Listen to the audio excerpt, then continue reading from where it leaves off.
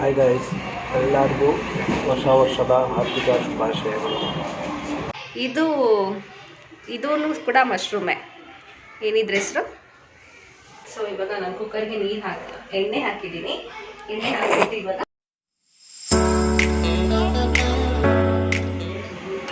Hi, welcome back to our YouTube channel. ಎಲ್ರಿಗೂ first of all happy new year, ಹೊಸ ವರ್ಷದ ಶುಭಾಶಯಗಳು. So ಇವತ್ತು ನಾವು ಹೆಸರುಘಟ್ಟಕ್ಕೆ ಹೋಗ್ತಿದ್ವಿ, ಸ್ವಲ್ಪ ಕೆಲಸ ಇತ್ತು ಅಂತ. ಸೊ ಹೆಸರುಘಟ್ಟಕ್ಕೆ ಹೋಗೋ ಒಂದು ವೇನಲ್ಲಿ ನಾವು ಈ ಮಶ್ರೂಮ್ ಸಿಕ್ಕಾಪಟ್ಟೆ ಫೇಮಸ್ಸು.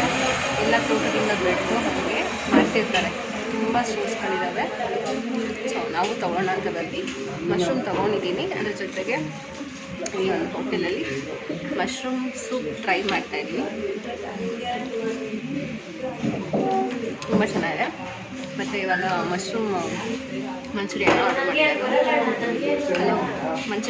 ಮಾಡಿರೋದು ಅದು ಆರ್ಡ್ರ್ ಮಾಡಿದ್ದೀನಿ. ಇನ್ನೇನು ಬರುತ್ತೆ. ಸೊ ಯಾರೆಲ್ಲ ಹೆಸರುಘಟ್ಟ ರೋಡಲ್ಲಿ ಏನಾದರೂ ಹೋಗ್ತೀರಿ, ಏನಾದರೂ ಕೆಲಸ ಇದೆ ತುಂಬ ಟ್ರೈ ಮಾಡಲೇಬೇಕು, ಸಿಕ್ಕಾಪಟ್ಟೆ ಚೆನ್ನಾಗಿದೆ. ನನ್ನ ಜೊತೆ ಇವತ್ತು ನಮ್ಮ ಹಸ್ಬೆಂಡ್ ಇದ್ದಾರೆ. ಹಾಯ್ ಮಾಡಿ. ಇದೆಲ್ಲ ತಿಂದ್ಬಿಟ್ಟು ನೆಕ್ಸ್ಟ್ ಏನಾದ್ರು ಕೆಲಸ ಇಲ್ಲ ಹೊರಗಡೆ, ಇದೆಲ್ಲ ಮುಗಿಸ್ಕೊಂಡು ಮನೆಗೆ ಒಂದ್ಸತಿ ಎಲ್ಲರಿಗೂ ಹ್ಯಾಪಿ ಇಯರ್. ಈ ವರ್ಷ ತುಂಬ ಸಕ್ಸಸ್ಫುಲ್ಲಾಗಿ ಹ್ಯಾಪಿಯಾಗಿ ನಿಮ್ಮೆಲ್ಲರೂ ಸಹ ಚೆನ್ನಾಗಿದೆ. ಸೊ ಮಶ್ರೂಮ್ ಮಂಚೂರಿಯನ್ ಆರ್ಡ್ರ್ ಮಾಡಿದ್ವಿ, ಬಂತು ಆರ್ಡರ್. ಚೆನ್ನಾಗಿದೆ, ನೋಡೋಕ್ಕಂತ ಚೆನ್ನಾಗಿದೆ.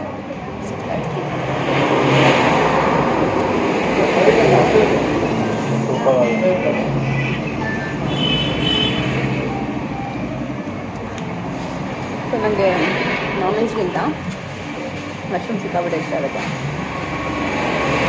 ಮನೆಗೆ ತೊಗೊಂಡೋಗಿದ್ದೀನಿ, ಮನೆಗೆ ಹೋಗ್ಬಿಟ್ಟು ಏನಾದರೂ ಬೇರೆ ರೆಸಿಪಿ ಟ್ರೈ ಮಾಡ್ತೀನಿ. ಇದೊಂದು ಸಿಕ್ಕಾಬಿಟ್ಟೆ ಚೆನ್ನಾಗಿದೆ. ಯಾರೆಲ್ಲ ಈ ರೋಡಲ್ಲಿ ಆಗಲ್ಲ, ಈ ಕಡೆ ಇರ್ತೀನಿ ನಿಯರ್ ಬೈ, ಅವರೆಲ್ಲ ಟೇಸ್ಟ್ ಮಾಡ್ತಿರ್ತಾರೆ. ಅಪರೂಪಕ್ಕೆ ಈ ಕಡೆ ಬರೋರಿಗೆ ದಯವಿಟ್ಟು ಟ್ರೈ ಮಾಡಿ, ಸಖತ್ತಾಗಿದೆ.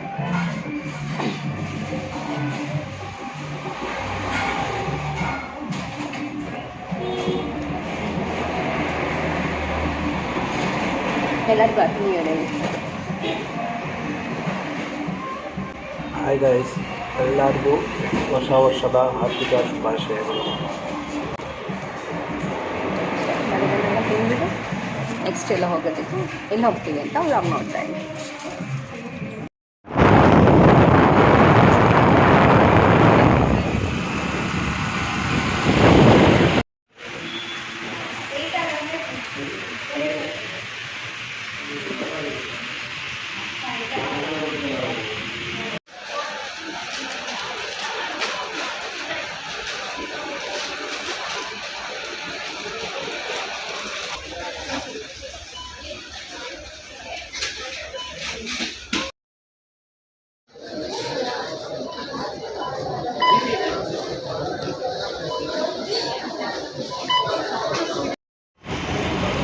ಇವತ್ತು ಸುಂಗದಕಟ್ಟೆಯಲ್ಲಿರೋ ಡಿಮಾರ್ಟ್ಗೆ ಬಂದಿದ್ವಿ. ಶಾಪಿಂಗ್ ಎಲ್ಲ ಮುಗಿತು. ಶಾಪಿಂಗ್ ಮುಗಿಸ್ಕೊಂಡು ಐಸ್ ಕ್ರೀಮ್ ತಿಂದ್ಕೊಂಡು ಇವಾಗ ಮನೆಗೆ ಹೋಗ್ತಾ ಇದ್ದೀವಿ.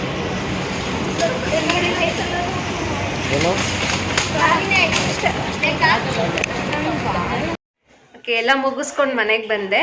ಸೊ ಈಗ ನನ್ನ ಮಕ್ಕಳೆಲ್ಲನೂ ಏನೇನು ತಂದಿದ್ದಾರೆ ಮಮ್ಮಿ ಅಂತ ಚೆಕ್ ಮಾಡ್ತಾ ಇದ್ದಾರೆ. ಮತ್ತು ನಾನು ಮಧ್ಯಾಹ್ನ ಆಗಲೇ ಹೇಳ್ದೆ ಅಲ್ಲ, ಮಶ್ರೂಮ್ ತಂದ್ವಿ ಅಂತ. ಸೊ ಮಶ್ರೂಮಲ್ಲಿ ಎಲ್ಲರೂ ಈ ಥರ ಮಶ್ರೂಮ್ ಜಾಸ್ತಿ ನೋಡಿರ್ತೀರ. ಇದನ್ನು ಇನ್ನೊಂದು ಬಟನ್ ಮಶ್ರೂಮ್ ಅಂತ ಹೇಳ್ತಾರೆ. ಬಟನ್ ಥರ ಕಾಣಿಸೋದು ಅಣಬೆ.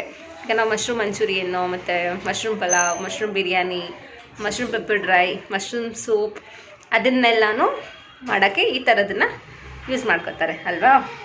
ಆದರೆ ಇನ್ನೂ ಒಂದು ಸ್ಪೆಷಲ್ ಇದೆ. ಇದೂ ಕೂಡ ಮಶ್ರೂಮೇ. ಏನಿದ್ರ ಹೆಸರು? ಅದ್ರ ಹೆಸರು ಗೊತ್ತಿಲ್ಲ ನನಗೆ. ಬಟ್ ಇದು ಈ ಬಿರಿಯಾನಿ ಅಲ್ಲ, ಈ ಮಶ್ರೂಮ್ ಸಖತ್ತಾಗಿರುತ್ತೆ. ಇದರಲ್ಲಿ ಸಾಂಬಾರು ಮಾಡಿದ್ರೆ, ನಾನ್ ವೆಜ್ ಮಟನ್ ಸಾಂಬಾರು ಮಾಡಿದ್ರೆ ಹೆಂಗೆ ಟೇಸ್ಟ್ ಬರುತ್ತೋ ಸೇಮ್ ಅದೇ ಥರ ಇರುತ್ತೆ. ನೋಡೋಣ, ಇವತ್ತು ಇದನ್ನೇ ಸಾಂಬಾರು ಮಾಡಿ ನೆಕ್ಸ್ಟ್ ನನ್ನ ವ್ಲಾಗಲ್ಲಿ ಕಂಟಿನ್ಯೂ ಮಾಡಿ ತೋರಿಸ್ತೀನಿ. ಸೇಮ್ ಮಟನ್ ಸಾಂಬಾರು, ಈಗ ಕೆಲವೊಬ್ರು ಇದು ಬೋಟಿ ಗೊಜ್ಜು ಅಂತೆಲ್ಲ ಹೇಳ್ತೀವಲ್ಲ, ಸೇಮ್ ಅದೇ ಟೇಸ್ಟ್ ಬರುತ್ತೆ. ಈಗೆಲ್ಲರೂ ಹೊಸ ವರ್ಷದಲ್ಲಿ ನಾನ್ ವೆಜ್ ತಿಂದು ನಾನ್ ವೆಜ್ ಪಾರ್ಟಿ ಮಾಡಿಕೊಂಡೆಲ್ಲ ಸ್ವಲ್ಪ ಅದೇ ಟೇಸ್ಟಲ್ಲಿ ಇರ್ತೀರಲ್ವಾ. ಸೊ ಇವತ್ತು ಮಶ್ರೂಮಲ್ಲಿ ಸಾಂಬಾರು ಮಾಡಿದ್ರೆ same mutton sambar different taste ಇರುತ್ತೆ, ತುಂಬ ಚೆನ್ನಾಗಿರುತ್ತೆ. ಸೊ ಅದನ್ನು ಹೆಂಗೆ ಮಾಡೋದು ಅಂತ ನೆಕ್ಸ್ಟ್ ತೋರಿಸ್ತೀನಿ. ಸೊ ಟಿಲ್ ಎಂಡ್ ತನಕ ನೋಡ್ತಾ ಇರಿ. ಇವಾಗ ಇದನ್ನು ಬಿಡಿಸ್ಕೊಂಡು ರೆಡಿ ಮಾಡ್ಕೋತೀನಿ. ಚೆನ್ನಾಗಿದೆ ಅಲ್ಲ? ಸೊ ಇವಾಗ ಮಶ್ರೂಮ್ನ ನಾನು ಬಿಡಿಸ್ಕೋತಾ ಇದ್ದೀನಿ. ನೋಡಿ ಮಶ್ರೂಮ್ ಹಿಂಗಿರುತ್ತಲ್ವಾ, ಸೊ ಇದು ಹಿಂಗೆ ಇರುತ್ತೆ ಈ ಥರ. ಇದನ್ನು ಈಸಿಯಾಗಿ ಈ ಥರ ಸುಮ್ಮನೆ ಕೈಯಲ್ಲೇ ಬಿಡಿಸ್ಕೊಂಡ್ಬಿಡ್ಬೋದು, ಏನದು ಕಷ್ಟ ಅಂತಾರ ಅಲ್ಲ. ಈ ಥರದ ನನಗೆ ಎಷ್ಟೆಷ್ಟು ಬೇಕು ಚಿಕ್ಕ ಚಿಕ್ಕದಾಗಿ ಮಾಡಿಕೊಂಡ್ರೆ ಸಾಕು, ಅದು ಬೇಗ ಬೆಂದುಬಿಡುತ್ತೆ ಸಾಂಬಾರಿಗೆ. ಸೊ ಇಷ್ಟಿಷ್ಟು ಮಾಡಿಕೊಂಡ್ರೆ ಸಾಕು. ಹಿಂಗೆ ತೊಗೊಂಡು ಈ ಥರ ಇರುತ್ತೆ ಒಂದೊಂದು ಲೇಯರು ಮಶ್ರೂಮಲ್ಲಿ. ಸೊ ಹಿಂಗೆ ಈ ಥರ ಎಷ್ಟು ಬೇಕು ಅಷ್ಟು ಪೀಸ್ ಮಾಡಿಕೊಂಡ್ರೆ ಸಾಕು, ಚೆನ್ನಾಗಿರುತ್ತೆ. ಸೊ ಇದೆಲ್ಲ ಬಿಡಿಸ್ಕೊಂಡ್ಬಿಟ್ಟು ನೆಕ್ಸ್ಟ್ ಹೆಂಗೆ ಇದು ಮಸಾಲೆ ಮಾಡ್ಕೋತೀನಿ, ಸಾಂಬಾರು ಮಾಡ್ತೀನಿ ಅಂತ ತೋರಿಸ್ತೀನಿ. ಇವಾಗ ನಾನು ಮಶ್ರೂಮ್ ಸಾಂಬಾರು ಹೆಂಗೆ ಮಾಡೋದು ಅಂತ ತೋರಿಸ್ತೀನಿ ಅನ್ನಲ್ಲ. ಈ ಮಶ್ರೂಮ್ ಯಾವತ್ತು ತಂದಿರ್ತೀವಿ ಆವತ್ತೇ ಮಾಡಿಬಿಡ್ಬೇಕು. ಬೇರೆ ಮಶ್ರೂಮ್ ಆದರೆ ಫ್ರಿಜ್ಜಲ್ಲಿ ಇಟ್ಟು ಒಂದು 2 days ಯೂಸ್ ಮಾಡ್ಬೋದು. ಬಟ್ ಇದು ಹಾಗಲ್ಲ, ಯಾವತ್ತು ತಂದಿರುತ್ತೆ ಅವತ್ತೇ ಕಂಪ್ಲೀಟ್ ಮಾಡಿ ಅಡುಗೆ ಮಾಡ್ಕೊಂಡ್ಬಿಡ್ಬೇಕು. ಸೊ ಅದಕ್ಕೆ ಮತ್ತು ಈಗ ಇದನ್ನು ನೀರು ಮತ್ತು ಉಪ್ಪು ಹಾಕಿ ತೊಳೆದಿಟ್ಕೊಂಡಿದ್ದೀನಿ ಒಂದು 2-3 ಸರಿ.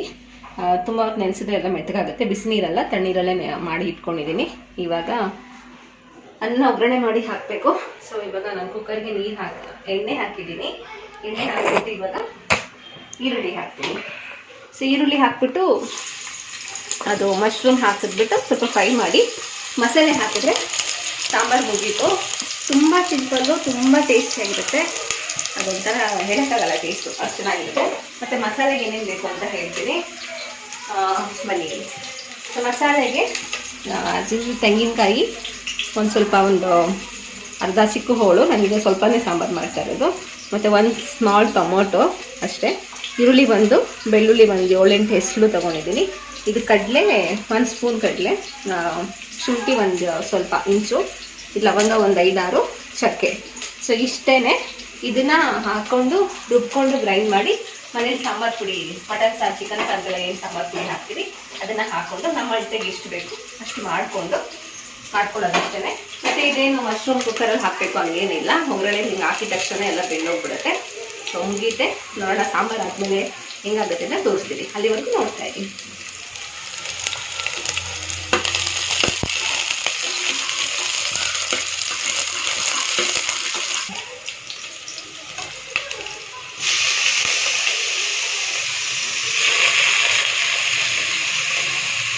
ಸೊ ಇದು ಒಂದು ಅರ್ಧ kg ಇದೆ ಮಶ್ರೂಮು.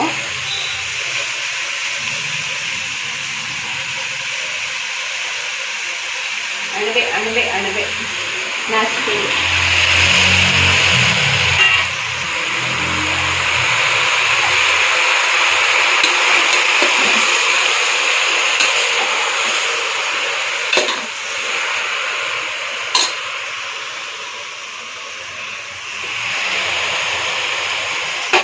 ಈಗ ಒಂಚೂರು ಅರಿಶಿನ, ಸ್ವಲ್ಪ ಅರಿಶಿನ ಹಾಕ್ತಾ ಇದ್ದೀನಿ. ಅದು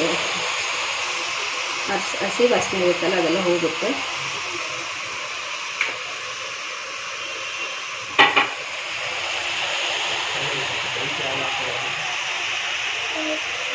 ಉಪ್ಪು ಹಾಕ್ತಾ ಇದ್ದೀನಿ.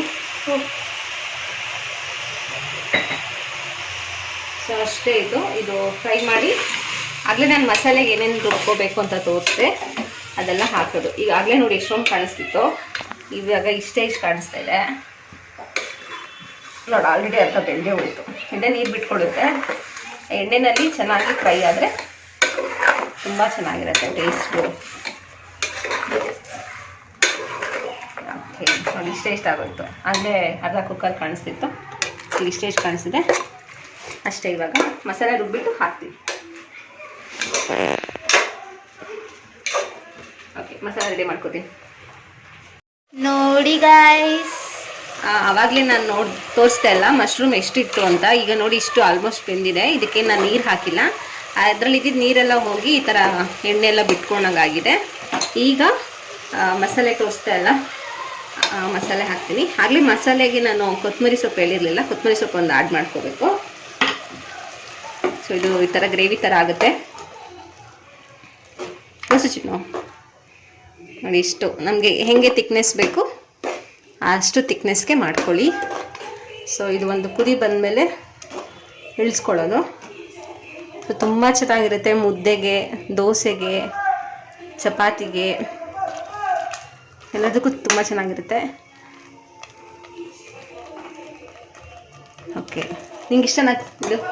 ನಂಗೆ ತುಂಬ ಇಷ್ಟ. ಇಷ್ಟು ದಿವಸ ಕೇಳಿದ್ಕೆ ಅಂದರೆ ಇಲ್ಲೆಲ್ಲ ಸಿಗುತ್ತೆ, ಆದರೆ ನಾವಿವತ್ತು ತಂದಿದ್ದು ಅಲ್ಲೇ ಬೆಳೀತಾ ಇರ್ತಾರೆ ಅಂಥ ಕಡೆ ತೊಗೊಂಬಂದಿದ್ದು. ಇಲ್ಲೆಲ್ಲ ಸಿಗೋದು ಯಾವಾಗ ತಂದಿರ್ತಾರೋ ಏನೋ ಅಂತ ಗೊತ್ತಿರಲ್ಲ. ಹಂಗಾಗಿ ಇದನ್ನು ತೊಗೊಂಡು ಬಂದ್ವಿ. ಸೊ ಇದು ಕುದಿದ ಮೇಲೆ ಸ್ವಲ್ಪ ನೀರು ಹಾಕ್ತೀನಿ ಅಷ್ಟೇ. ಕುದಿದ ಮೇಲೆ ಮುದ್ದೆ ರೆಡಿ ಮಾಡಿಕೊಂಡು ಊಟ ಮಾಡ್ತೀನಿ. ಸೊ ನೋಡೋಣ ನನ್ನ ಮಕ್ಳು ಹೆಂಗೆ ಎಕ್ಸ್ಪ್ರೆಷನ್ ಕೊಡ್ತಾರೆ ಅಂತ ಊಟ ಮಾಡುವಾಗ. ಸೊ ಇದು ಮುಗೀತು ಇವಾಗ.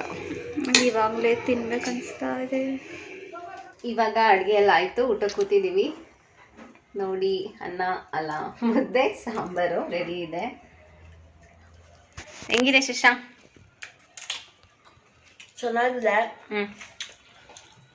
ಎಷ್ಟೋ ದಿವಸ ಆದ್ಮೇಲೆ ತಿಂತಾ ಇದ್ದೀನಿ. ಸಖತ್ತಾಗಿದೆ. ಓಕೆ, ನಾವೆಲ್ಲ ಸಾಂಬಾರು ಚೆನ್ನಾಗಿದೆ, ನಾನೇನು ಟೇಸ್ಟ್ ಮಾಡಿಲ್ಲ. ಅದಾದಮೇಲೆ ಇವಾಗ ಎಲ್ಲರೂ ರಾತ್ರಿ ಹೊತ್ತು ಈ ಥರ ಮನೆ ಎಲ್ಲರೂ ಕುತ್ಕೊಂಡು ಒಟ್ಟಿಗೆ ಊಟ ಮಾಡ್ತೀವಿ. ಯಾಕೆಂದರೆ ಬೆಳಗ್ಗೆ ಟೈಮು ಕೆಲಸ, ಸ್ಕೂಲು, ಹಾಗೆ ಬಿಸಿಲಿ ಎಲ್ಲ ಹೋಗ್ತಿರ್ತಾರೆ. ಮತ್ತು ಮಧ್ಯಾಹ್ನ ಅಂತ ಒಬ್ರಿಗೊಬ್ರಿಗೂ ಸಿಗೋಲ್ಲ. ಸೊ ಈವ್ನಿಂಗ್ ಎಲ್ಲರ ಜೊತೆ ಸಿಗೋಕ್ಕೆ ಇದೊಂದು ಟೈಮ್ ಸಿಗೋದೆ ಇವಾಗ. ಸೊ ಎಲ್ಲ ಮನೆಗೆ ಬಂದಮೇಲೆ ಒಟ್ಟಿಗೆ ಈ ಥರ ಕುತ್ಕೊಂಡು ಊಟ ಮಾಡ್ತೀವಿ. ಸೊ ಎಲ್ಲರ ಮನೇಲೂ ಹಿಂಗೆ ಇರುತ್ತೆ. ಆದರೂ ಈ ಥರ ಚಾನ್ಸ್ ಸಿಕ್ಕಿದಾಗ ಯಾರೂ ಮಿಸ್ ಮಾಡ್ಕೊಬೇಡಿ. ಎಲ್ಲ ಜೊತೆಲಿ ಊಟ ಮಾಡೋದೇ ಒಂಥರ ಖುಷಿ, ಅದೇ ಒಂಥರ ಸೆಲೆಬ್ರೇಷನ್ ಇದ್ದಂಗಿರುತ್ತೆ. ಸೊ ನಮ್ಮ ಫ್ಯಾಮಿಲಿಗೆ ಎಷ್ಟು ಟೈಮ್ ಕೊಡ್ತೀವೋ ಅಷ್ಟು ಖುಷಿ ಚೆನ್ನಾಗಿರುತ್ತೆ. ಸೊ ಇಷ್ಟು ಹೇಳ್ತಾ ಇದ್ದೀನಿ. ಈ ವಿಡಿಯೋನ ಇಲ್ಲಿಗೆ ಎಂಡ್ ಮಾಡ್ತೀನಿ. ಯಾರಿಗೆಲ್ಲ ಈ ರೆಸಿಪಿ ಇಷ್ಟ ಆಯಿತು ಟ್ರೈ ಮಾಡಿಬಿಟ್ಟು ಹೇಗಿತ್ತು ಅಂತ ಕೂಡ ತಿಳಿಸಿ. ಎಲ್ರಿಗೂ once again happy new year. ಹೀಗೆ ನಮ್ಮ ಚಾನಲ್ನ ಸಪೋರ್ಟ್ ಮಾಡ್ತಾಯಿರಿ. ಈ ವಿಡಿಯೋ ಇಷ್ಟ ಆಗಿದ್ದರೆ ಲೈಕ್ ಮಾಡಿ, ಶೇರ್ ಮಾಡಿ, ಕಮೆಂಟ್ ಮಾಡಿ, ಮತ್ತು ಸಬ್ಸ್ಕ್ರೈಬ್ ಮಾಡೋದನ್ನು ಮರಿಲೇಬೇಡಿ. ಬೆಲ್ ಐಕಾನ್ನ ಕ್ಲಿಕ್ ಮಾಡಿ. Thank you. ಬಾಯ್.